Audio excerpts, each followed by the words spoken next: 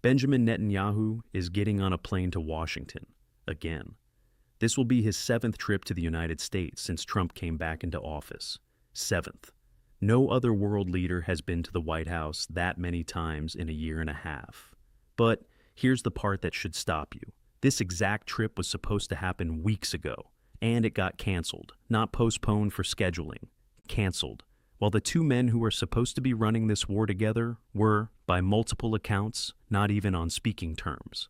So, now ask yourself this.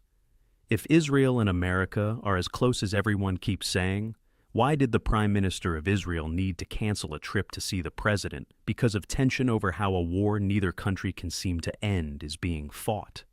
I don't know if this meeting fixes that. Maybe it does. Maybe it's just theater for the cameras. But something happened behind the scenes here that I think you need to understand before you watch one more headline about unbreakable alliance.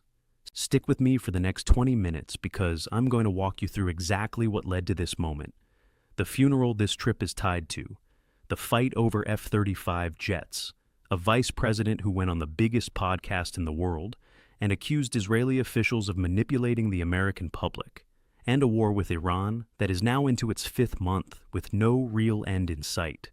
If you're new here, this channel breaks down what's actually happening in Israeli and Middle East politics, not the 10-second cable news version. Hit subscribe if that's what you're here for, and drop a comment when you're done watching. I read everyone. Let's get into it. Here's what we know as of this week.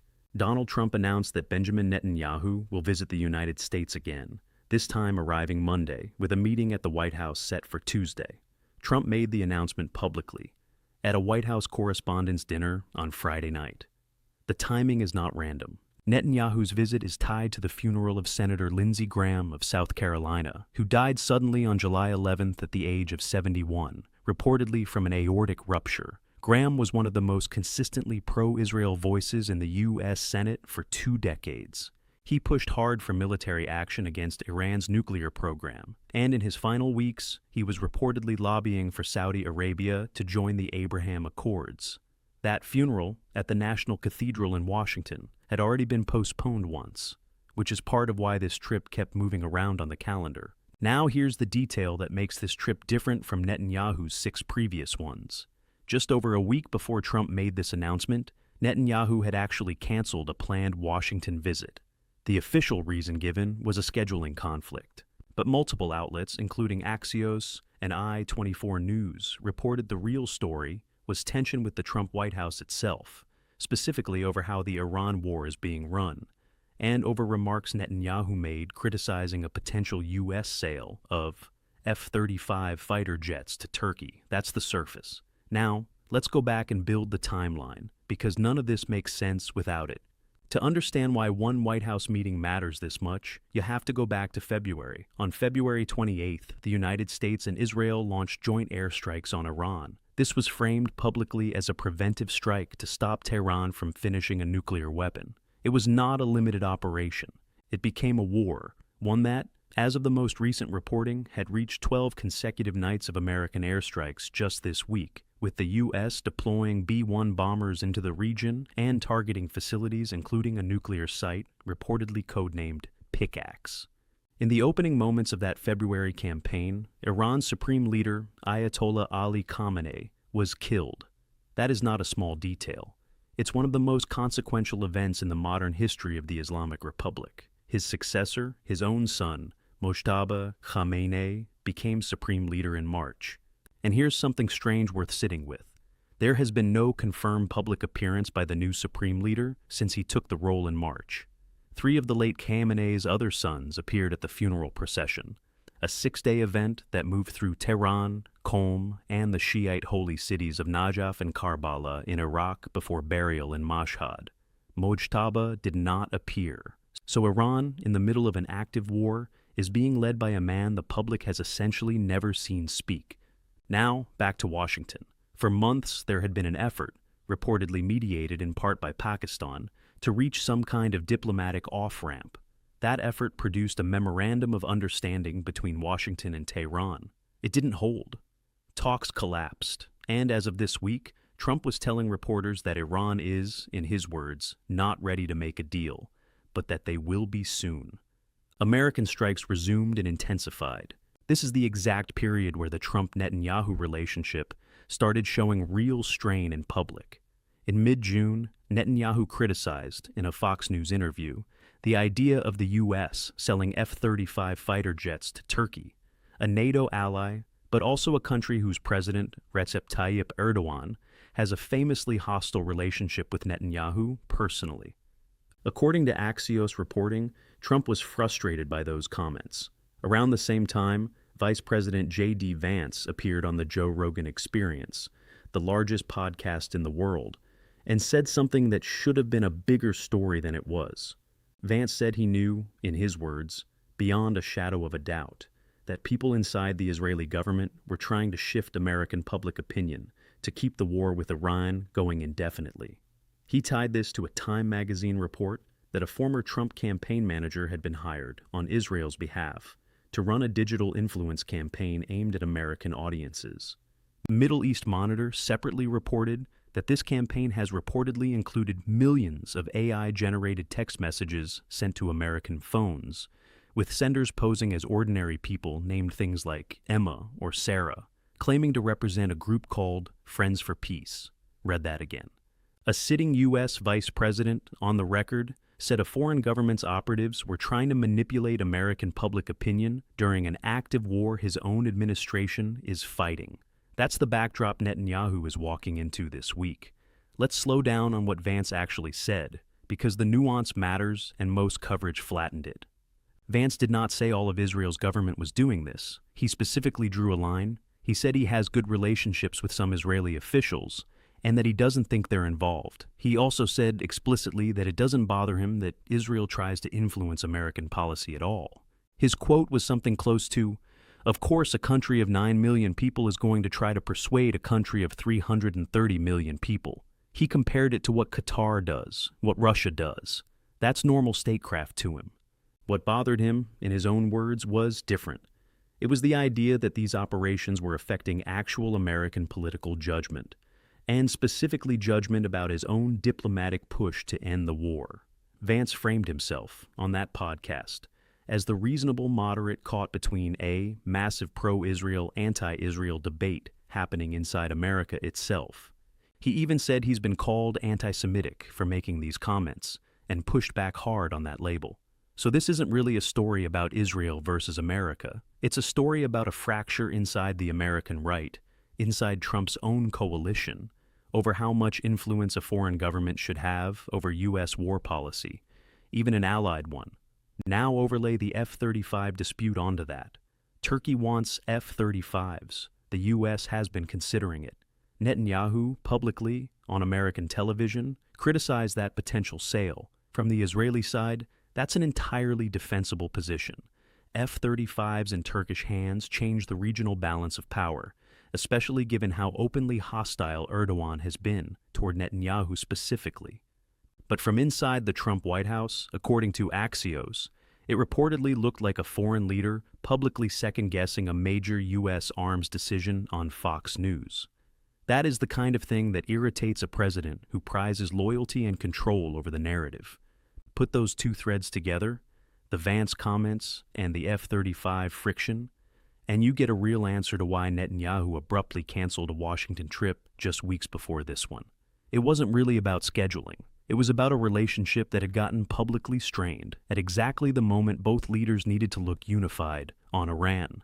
And now think about what this new meeting is actually for. It's not a routine alliance check-in. Trump is, by his own recent comments, weighing further military options against Iran. Netanyahu is walking into that room needing something concrete: continued American military commitment, continued weapons and interceptor supply, and reassurance that Washington isn't going to cut a deal with Tehran that leaves Israel exposed. Trump, meanwhile, is dealing with a domestic political problem, a war that a growing share of Americans are tired of, and a vice president who is visibly trying to build his own political brand around ending it. That is a lot of tension to walk into one Oval Office meeting. Here's where it gets more uncomfortable, because this meeting isn't happening in a vacuum. It's happening while multiple fires are burning at once, and each one raises the stakes of what Trump and Netanyahu actually decide this week. First, American public opinion on Israel has been sliding, and not slowly. Pew Research Center data cited in multiple reports shows that around 60% of American adults now hold an unfavorable view of Israel, up from 42% just a few years earlier. That's a nearly 20-point shift. For a president heading toward midterm elections, that is not a small number. It's the kind of shift that shows up in polling models and campaign strategy memos. Second, the war itself has real, immediate costs beyond the battlefield. Reports this week noted the U.S. positioning refueling aircraft at Besmer Air Base in Bulgaria, specifically because Israel needed to clear space at Ben Gurion Airport for its own military aircraft, and because the presence of American military planes at Tel Aviv's civilian airport has been limiting commercial flights for months.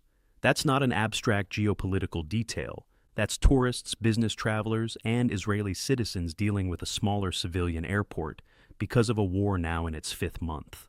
Third, and this is the part that gets uncomfortable fast. The region isn't just Israel and Iran anymore.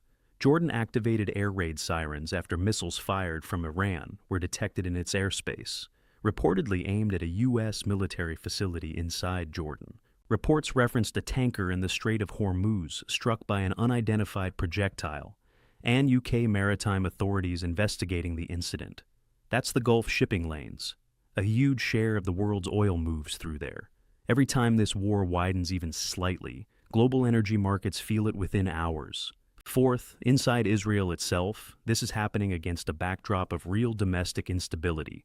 The Knesset just passed, 53 to 48, a sweeping overhaul of media regulation that critics compared to authoritarian-style consolidation of state control over broadcasting, right before dissolving ahead of an October 27th election.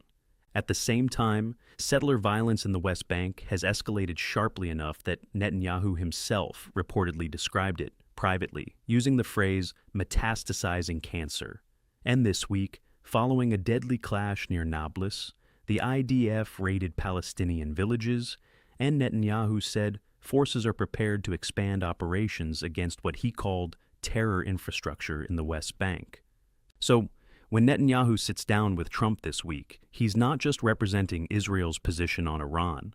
He's carrying the weight of a government facing an election in 3 months, a media law being called authoritarian by its own opposition, a West Bank getting more volatile by the week, and an American ally whose own vice president has just accused parts of his government of manipulation. That's the room. That's what's actually on the table, even if the cameras only catch a handshake.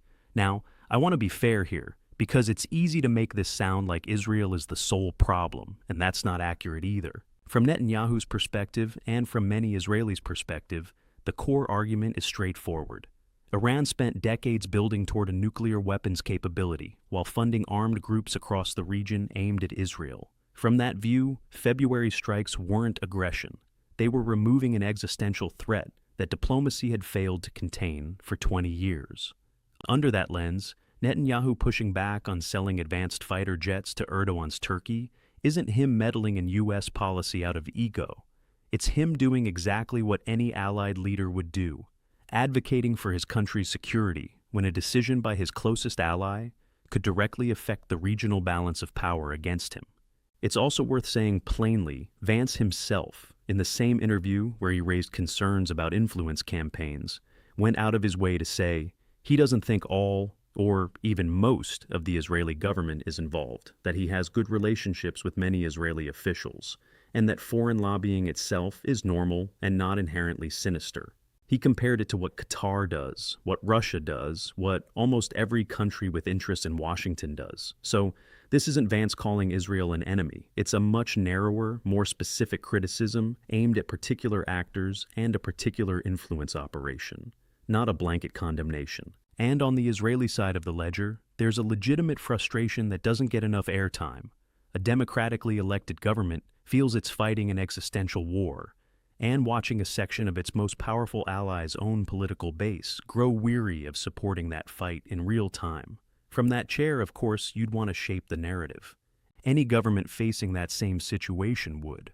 None of that erases the legitimate concerns about a foreign influence campaign targeting American phones and American AI systems. Both things can be true at once. Israel has real, defensible security concerns, and specific individuals or operators tied to Israeli interests may still have crossed lines in how they tried to shape American opinion. This story isn't one-sided, and I'd be doing you a disservice if I pretended it was. So why should someone in Ohio, or Manchester, or Sydney, or Berlin actually care about one White House meeting between two men who've already met 6 times before? Because this meeting sits at the intersection of 3 things that touch almost every Western democracy right now. First, oil and shipping. The Strait of Hormuz incidents aren't a regional footnote.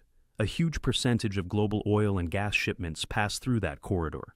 Every escalation, every intercepted tanker, every siren in Jordan has the potential to move gas prices at your local pump within days, not months. Second, foreign influence operations. What Vance described isn't unique to Israel, and it isn't new as a concept, but the scale being alleged here, AI-generated text messages, coordinated digital campaigns, paid political operatives, is a preview of the kind of information warfare every Western democracy is going to be dealing with for the next decade. If it can happen from an ally, it can happen from anyone. The infrastructure being built for this campaign doesn't disappear after this war ends. Third, the political cost of endless war. Trump ran in part on ending America's forever wars. He now finds himself managing one that started under his own watch, with his own vice president publicly signaling frustration, and with American public opinion moving against the ally at the center of it. That tension between campaign promises and battlefield reality is not unique to America either. The UK, Australia, and much of Europe are watching their own governments navigate the exact same question. How long do you stay committed to an ally's war before your own public simply stops supporting it? This meeting, in other words, is a pressure test for all 3 of those forces at once. So, here's where I actually land on this, for what it's worth. I don't think this White House meeting resolves anything. I think it papers over a real disagreement, at least for the cameras, because both leaders need each other too much right now to let this fracture become public and permanent. Netanyahu needs continued American military backing. Trump needs Israel stable and cooperative, heading into a war he can't easily walk away from, and heading into his own midterms. But the tension underneath doesn't go away just because they shake hands on Tuesday. The F-35 disagreement doesn't disappear. The Vance comments don't get unsaid. The polling numbers on American support for Israel don't reverse because of one photo op. I don't know how long this alliance can absorb these fractures before something actually breaks in public, not behind closed doors. Maybe it's more resilient than it looks. Maybe we're closer to a real rupture than either government wants to admit. What do you think? Is this meeting a genuine reset, or is it just theater to get through the news cycle? Tell me in the comments. I want to hear where you land on this. If this kind of breakdown is useful to you, subscribe, because I'm going to be tracking exactly what comes out of this Tuesday meeting the moment it happens. See you in the next one.